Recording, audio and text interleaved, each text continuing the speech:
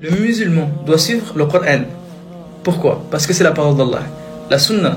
Pourquoi? Parce qu'Allah nous l'oblige. Selon la compréhension de qui? De moi? Non. Selon la compréhension des pieux prédécesseurs. C'est-à-dire les compagnons, sahaba, at-tabi'in, les pieux prédécesseurs, at-tabi'a, tabi'in, les suiveurs et les suiveurs des suiveurs. Ridwan Allah alayhim ajma'in. Pourquoi selon leur compréhension et pas la mienne? Parce que le Nabi sallallahu alayhi wa sallam nous apprend que c'est leur compréhension qui sera la bonne. Ils ont certes vécu parmi eux avec lui, et il y a des preuves de cela à l'appel. Alors ne fanatisez personne. Nous, ce que l'on suit, c'est la parole d'Allah, c'est la parole du prophète alayhi salam, selon leur compréhension. Par conséquent, فَإِن تَنَزَّعْتُمْ فِي شَيْءٍ, et si vous divergez sur une chose, فَرَدُّوهُ إِلَى اللَّهِ وَالرَّسُولِ, alors envoyez-le auprès d'Allah et de son messager. Alors ne fanatisez personne. Et demandez toujours la preuve, ad-dalil, c'est ce qui nous intéresse. Salut les amis, je vais répondre rapidement à la vidéo que je viens de vous mettre précédemment, parce que c'est typiquement le genre d'argument qu'on peut retrouver dans la communauté sunnite pour justifier l'existence de la sunna, et ça démontre un petit peu la dangerosité finalement qu'il y a derrière ce discours, parce que, comme il le dit lui-même, c'est des suiveurs qui sont derrière des suiveurs. Quand tu es sunnite, ta raison ne te sert pas. Elle ne t'est pas utile parce que tu n'as pas le droit de l'utiliser. Il le dit lui-même. Tu vas réfléchir selon la compréhension d'autres gens. Tu n'es pas libre de penser quand tu fais partie de la doctrine politique sunnite. Parce que c'est pas une religion, le sunnisme en vérité. C'est une doctrine politique installée par des califes qui avaient intérêt à fabriquer des hadiths qui vont dans leurs intérêts. Bon, c'est un autre sujet, c'est quelque chose de complexe, mais voyez la dangerosité du discours. Ma compréhension n'a pas sa place. La raison que Dieu m'a donnée m'est pas utile, elle me sert à rien du tout. Je dois m'en remettre à la compréhension de ce qu'ils appellent les pieux prédécesseurs. C'est un propos très intéressant. Quand on connaît le Coran, on comprend, on en déduit automatiquement qu'il y a ici une forme de bêtise. Parce que combien de fois c'est écrit dans ça que celui qui lit les cœurs, les poitrines, c'est Dieu seul. Dieu est celui qui connaît le fond des gens. Et d'ailleurs, dans la sourate 9 au verset 101, Dieu parle au prophète, il lui dit « Tu ne les connais pas, nous les connaissons ». Mais de qui il parle, Allah subhanahu wa ta'ala, dans ce propos? Il parle des compagnons du prophète, il parle de ceux qui vivent autour de lui. Ça va des Bédouins jusqu'aux habitants de Médine. Donc le prophète lui-même, ne connaissait pas le fond des gens. Il ne savait pas qui était véridique et qui ne l'était pas, qui était sincère et qui ne l'était pas. C'est normal. C'est Dieu qui sait, qui connaît le fond des cœurs. Celui qu'on ne trompe pas, c'est Dieu. Donc nous ne sommes pas habilités pour dire un tel est pieux, un tel n'est pas pieux. Allahu a'lam, il y a des choses qui nous dépassent. Mais les sunnites, apparemment, ils savent mieux, même que le prophète, visiblement. Ah oui, si vous dites ceux qui nous ont rapporté la sunna, c'est les pieux prédécesseurs. Ils les appellent les pieux. C'est les plus rapprochés de Dieu. Ils ont déjà été jugés par l'homme, visiblement. Vous voyez ici, il y a quelque chose qui ne va pas. Si le prophète ne connaissait pas le fond des gens qui l'entourent, mais vous êtes qui, vous, pour dire ces gens-là, ces sahaba, ces ulama, sont des gens qui sont pieux. Et puis, même être pieux, ça ne veut pas dire que tu ne te trompes pas. C'est deux choses qui sont totalement différentes. Tu peux être pieux, taqi, tu peux être quelqu'un qui pratique, qui fait les choses obligatoires, etc. Mais ça ne veut pas dire que tu as la bonne compréhension. Ça n'a absolument aucun rapport. Vous voyez, donc, dans la doctrine sunnite, la réflexion personnelle n'est pas autorisée. n'as pas le droit de réfléchir, tu n'es pas habilité pour ça, tu n'as pas la bonne compréhension, qu'importe qui tu es.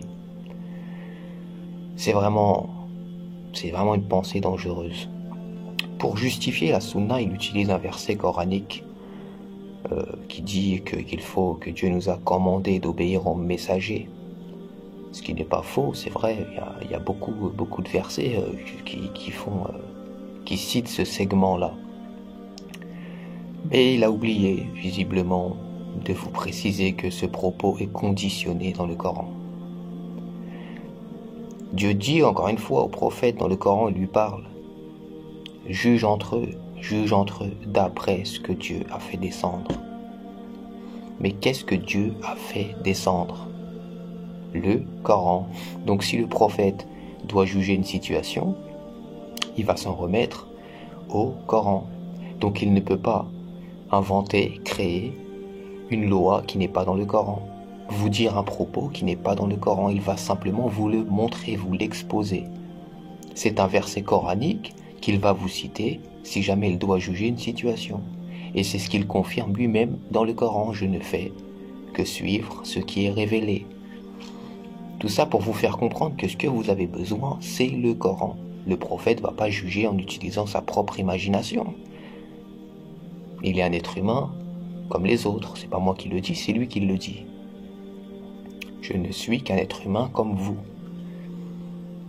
Donc vous voyez comment on peut faire dire tout et n'importe quoi à un propos parce qu'on l'a isolé, parce qu'on a retiré tout ce qui allait avec de passage dans le Coran.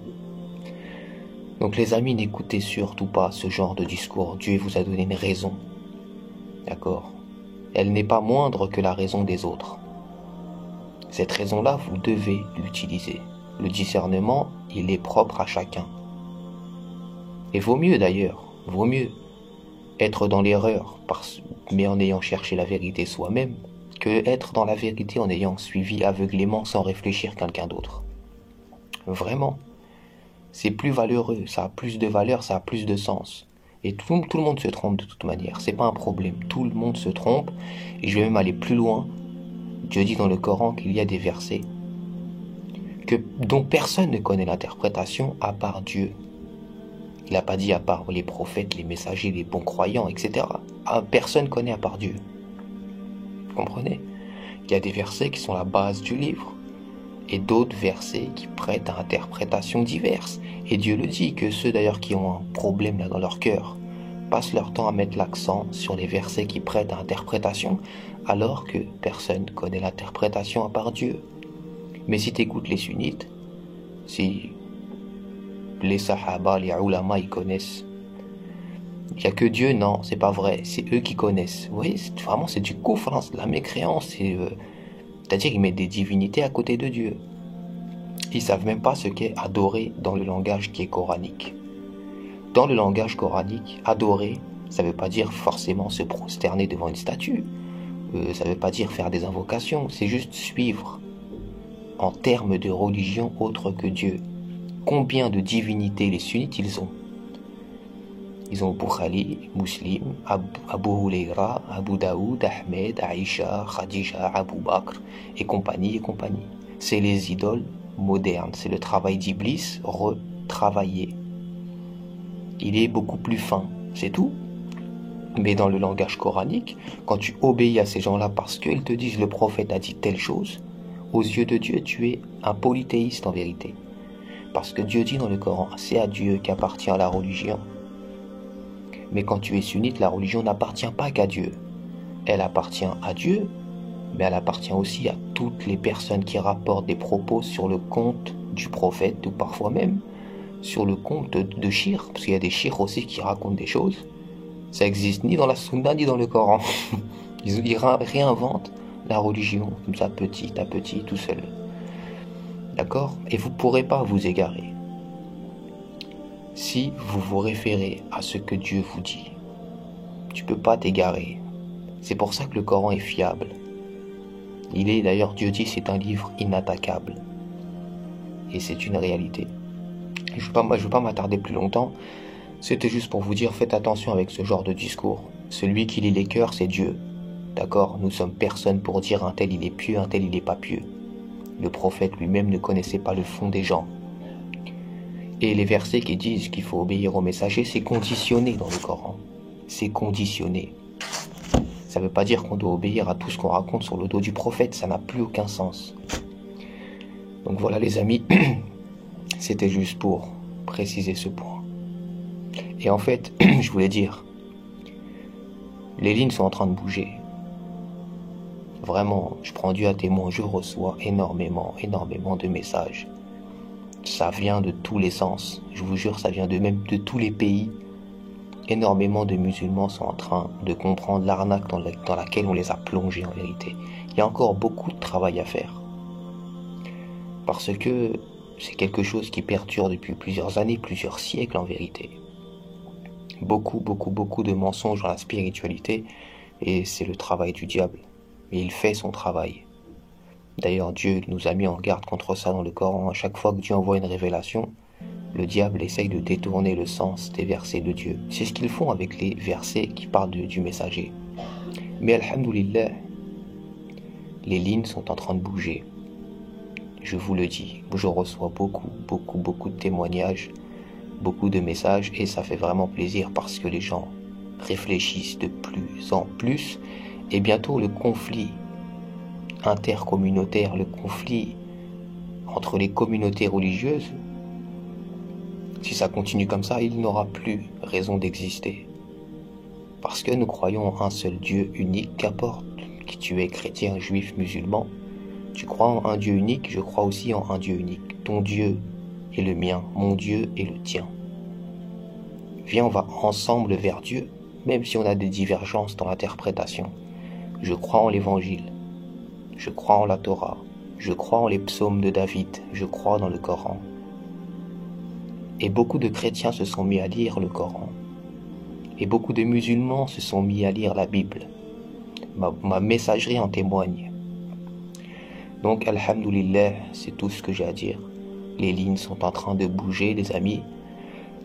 Continuez de véhiculer le message, de le colporter, de le partager, c'est très important.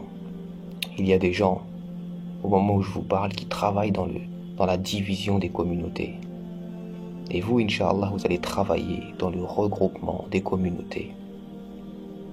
C'est tout ce que je vous souhaite.